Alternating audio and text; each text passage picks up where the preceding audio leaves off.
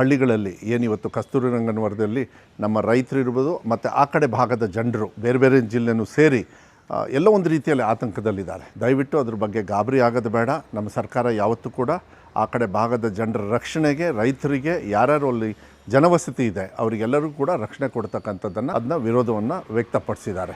ವಿಧಾನಸಭೆ ಒಳಗೂ ಕೂಡ, ವಿಧಾನಸಭೆ ಹೊರಗೂ ಕೂಡ ಕಸ್ತೂರಿ ರಂಗನ್ ವರದಿ ಯಾವುದೇ ಕಾರಣಕ್ಕೂ ಆಗಬಾರ್ದು, ಮತ್ತು ಅದನ್ನು ವಾಪಸ್ ಕಳಿಸ್ಬೇಕು. ಇವತ್ತು ಹೋಗಿ ಕೇಂದ್ರ ಸರ್ಕಾರದಲ್ಲಿ ಇದು ಮತ್ತೆ ಹೇರಿ ಅಲ್ಲಿ ತೊಂದರೆ ಕೊಡಬೇಕು, ರಾಜ್ಯ ಸರ್ಕಾರ ಇದೆ, ಈ ಥರ ಮಾಹಿತಿ ಏನು ಹೊರಗಡೆ ಬರ್ತಾ ಇದೆ ಇದನ್ನು ಖಂಡನೆ ಮಾಡಬೇಕಾಗ್ತದೆ. ಏನು ನಮ್ಮ ಪಶ್ಚಿಮ ಘಟ್ಟದ ವಿಚಾರದಲ್ಲಿ ಸುಮಾರು 1500 ಹಳ್ಳಿ, ಅದರಲ್ಲೂ ವಿಶೇಷವಾಗಿ ಶಿವಮೊಗ್ಗ ಸುಮಾರು 480 ಚಿಲ್ಡ್ರೆ ಹಳ್ಳಿಗಳಲ್ಲಿ ಏನಿವತ್ತು ಕಸ್ತೂರಿ ರಂಗನ್ ವರದಿಯಲ್ಲಿ ನಮ್ಮ ರೈತರು ಇರ್ಬೋದು ಮತ್ತು ಆ ಕಡೆ ಭಾಗದ ಜನರು ಬೇರೆ ಬೇರೆ ಜಿಲ್ಲೆನೂ ಸೇರಿ ಎಲ್ಲ ಒಂದು ರೀತಿಯಲ್ಲಿ ಆತಂಕದಲ್ಲಿದ್ದಾರೆ.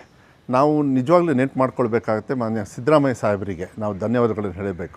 2013ರಿಂದ 2017-18ವರೆಗೂ ಏನು ಅವರು ಮುಖ್ಯಮಂತ್ರಿಗಳಾಗಿದ್ದರು, ಆ ಸಂದರ್ಭದಲ್ಲಿ ಸೆಂಟ್ರಲ್ ಗೌರ್ಮೆಂಟ್ ಅವರು ಏನು ಇದನ್ನು ಕಸ್ತೂರಿ ರಂಗನ್ ವರದಿಯನ್ನು ನಾವು ಮಾಡ್ತೀವಿ ಅಂದಾಗ ಸರ್ಕಾರದಿಂದನೇ ಅದನ್ನ ತಿರಸ್ಕಾರ ಮಾಡಿ ವಾಪಸ್ ಕಳಿಸಿದರು. ಇವತ್ತು ಮತ್ತೆ ಏನು ಮಾಡಿದ್ದಾರೆ, ಕರಡು ರೂಪದಲ್ಲಿ ಎಕೋಸೆನ್ಸಿಟಿವ್ ಏರಿಯಾ ಅಂತ ಹೇಳಿ ಮತ್ತೆ ಒಂದು ಸೆಂಟ್ರಲ್ ಗೌರ್ಮೆಂಟ್ ಅವರು ಮತ್ತೆ ಕೊಟ್ಟಿದ್ದಾರೆ. ಏನಂತ ಹೇಳಿದರೆ ಇದನ್ನು ಮತ್ತೆ ನಾವು ಹಾಕ್ತೀವಿ ಅಂಥೇಳಿ. ದಯವಿಟ್ಟು ಅದ್ರ ಬಗ್ಗೆ ಗಾಬರಿ ಆಗೋದು ಬೇಡ. ನಮ್ಮ ಸರ್ಕಾರ ಯಾವತ್ತೂ ಕೂಡ ಆ ಕಡೆ ಭಾಗದ ಜನರ ರಕ್ಷಣೆಗೆ, ರೈತರಿಗೆ ಯಾರ್ಯಾರು ಅಲ್ಲಿ ಜನವಸತಿ ಇದೆ ಅವರಿಗೆಲ್ಲರಿಗೂ ಕೂಡ ರಕ್ಷಣೆ ಕೊಡ್ತಕ್ಕಂಥದ್ದನ್ನು ಮತ್ತೆ ಇದನ್ನು ರಿಜೆಕ್ಟ್ ಮಾಡಿ ಮತ್ತೆ ವಾಪಸ್ ಸೆಂಟ್ರಲ್ ಗೌರ್ಮೆಂಟಿಗೆ ಕಳಿಸ್ತಕ್ಕಂಥ ವ್ಯವಸ್ಥೆಯನ್ನು ನಾವು ಮಾಡ್ತೀವಿ. ಇದ್ರ ಬಗ್ಗೆ ನಾನು ನಿಜವಾಗ್ಲೂ ನಾನು ಧನ್ಯವಾದಗಳು ಹೇಳಬೇಕು. ಹಿರಿಯರಾಗಿರ್ತಕ್ಕಂಥ ಸನ್ಮಾನ್ಯ ದೇಶಪಾಂಡೆ ಅವರು ಇರ್ಬೋದು, ನಮ್ಮ ಜಿಲ್ಲೆಯವರು ಕೂಡ ಸಾಕಷ್ಟು ಜನರು ಮಾತಾಡಿದ್ದಾರೆ. ನಮ್ಮ ಪೊನ್ನಣ್ಣವರು ಏನು ರಾಜಕೀಯ ನಮ್ಮ ಮಾನ್ಯ ಮುಖ್ಯಮಂತ್ರಿಗಳಿಗೆ ಸಲಹೆಗಾರರಿದ್ದಾರೆ, ಅವ್ರ ಏರಿಯಾನೂ ಕೂಡ ಬರ್ತದೆ. ಮತ್ತು ತಮ್ಮಣ್ಣ ಅಂಥೇಳಿ ನಮ್ಮ ತಮ್ಮಣ್ಣವರು, ತಿಮ್ಮಯ್ಯ ಅವರು ನಮ್ಮ ಚಿಕ್ಕಮಗಳೂರು ಶಾಸಕರು ಮಾತಾಡಿದ್ದಾರೆ. ಮತ್ತು ಬೇರೆಯವರು ಕೂಡ ಎಲ್ಲರೂ ಕೂಡ ಇದ್ರ ಬಗ್ಗೆ ಮಾತಾಡಿ ಅದನ್ನ ವಿರೋಧವನ್ನು ವ್ಯಕ್ತಪಡಿಸಿದ್ದಾರೆ. ವಿಧಾನಸಭೆ ಒಳಗೂ ಕೂಡ, ವಿಧಾನಸಭೆ ಹೊರಗೂ ಕೂಡ. ನಿನ್ನೆ ಅಂದರೆ 25ನೇ ತಾರೀಕು ಮಾನ್ಯ ಮುಖ್ಯಮಂತ್ರಿಗಳು ಭಾಳ ಮುಕ್ತವಾಗಿ ನಾವೆಲ್ಲ ಜನಪ್ರತಿನಿಧಿಗಳ ಜೊತೆಗೆ ಮತ್ತು MLC ಅವರು ಯಾರ್ಯಾರಿದ್ದಾರೆ ಆ ಭಾಗದಲ್ಲಿ ಬರ್ತಕ್ಕಂಥವ್ರಿಗೆ ಅವ್ರ ಜೊತೆಗೆ ಚರ್ಚೆಯನ್ನು ಮಾಡಿ ಎಲ್ಲದನ್ನು ಕೂಡ ಹೇಳಿ ಮತ್ತೆ ಅಧಿಕಾರಿಗಳಿಗೆ ಡೈರೆಕ್ಷನ್ ಕೊಟ್ಟಿದ್ದಾರೆ. ಕಸ್ತೂರಿ ರಂಗನ್ ವರದಿ ಯಾವುದೇ ಕಾರಣಕ್ಕೂ ಆಗಬಾರ್ದು, ಮತ್ತು ಅದನ್ನು ವಾಪಸ್ ಕಳಿಸ್ಬೇಕು. ಏನು ಕೇರಳದಲ್ಲಿ ಅವರಿಗೆ ಮಾತಾಡಿ ಅವ್ರನ್ನ ಸ್ಪಂದನೆ ಮಾಡಿ ಮಾಡ್ತಾಯಿದ್ದಾರೆ, ಆ ರೀತಿ ಏನಾದ್ರು ಮಾಡೋದಿದ್ದರೆ ಅವ್ರು ಮಾಡಬೇಕಾಗುತ್ತೆ. ಆದರೆ ಈಗ ಸದ್ಯಕ್ಕೆ ಕಸ್ತೂರಿ ರಂಗನ್ ವರದಿಯನ್ನು ವಾಪಸ್ ಕಳಿಸೋದು. ನಾನೀಗ BJPಯವ್ರ ಬಗ್ಗೆ ನಾನು ಹೇಳಲಿಕ್ಕೆ ಇಷ್ಟಪಡ್ತೀನಿ. ಈಗ ಮೊನ್ನೆ ಅಧಿವೇಶನ ಆಯಿತು, ಇಲ್ಲಿ ಅಧಿವೇಶನದಲ್ಲಿ ಚರ್ಚೆ ಮಾಡಲಿಲ್ಲ. ಇಡೀ ಅಧಿವೇಶನ 10 ದಿವಸನೂ ಕೂಡ ಹಾಳು ಮಾಡಿದರು. ಬರಗಾಲದ ಬಗ್ಗೆ ಮಾತಾಡಲಿಲ್ಲ, ಏನು ಬಗ್ಗೆನೂ ಮಾತಾಡಿಲ್ಲ.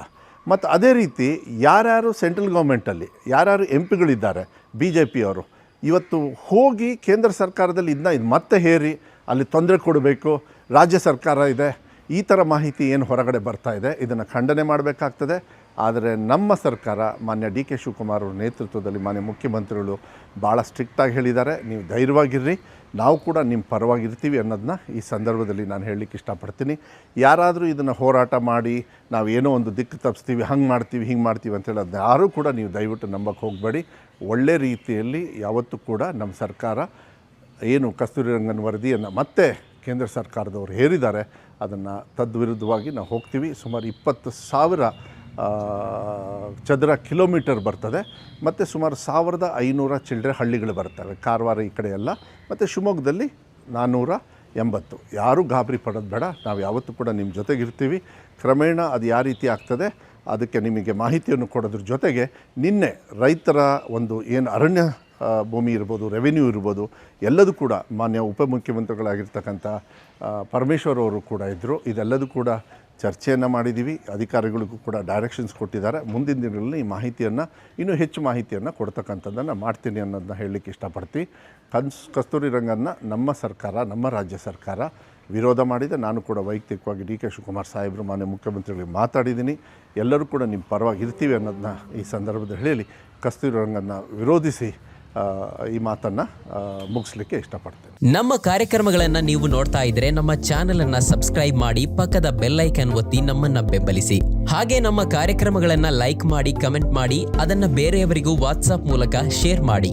ನೀವು ಹೀಗೆ ಮಾಡಿದಾಗ ನಮ್ಮ ಚಾನೆಲ್ ಇನ್ನಷ್ಟು ಮತ್ತಷ್ಟು ಜನರಿಗೆ ತಲುಪಲು ನೀವು ನಮ್ಮೊಂದಿಗೆ ಸಹಕರಿಸಿದ ಹಾಗಾಗುತ್ತೆ. ಇದು ನೀವು ಯಾವುದೇ ಖರ್ಚಿಲ್ಲದೆ ಕೆಲವೇ ಸೆಕೆಂಡುಗಳಲ್ಲಿ ನೀಡಬಹುದಾದ ಸಹಕಾರ. ಧನ್ಯವಾದಗಳು.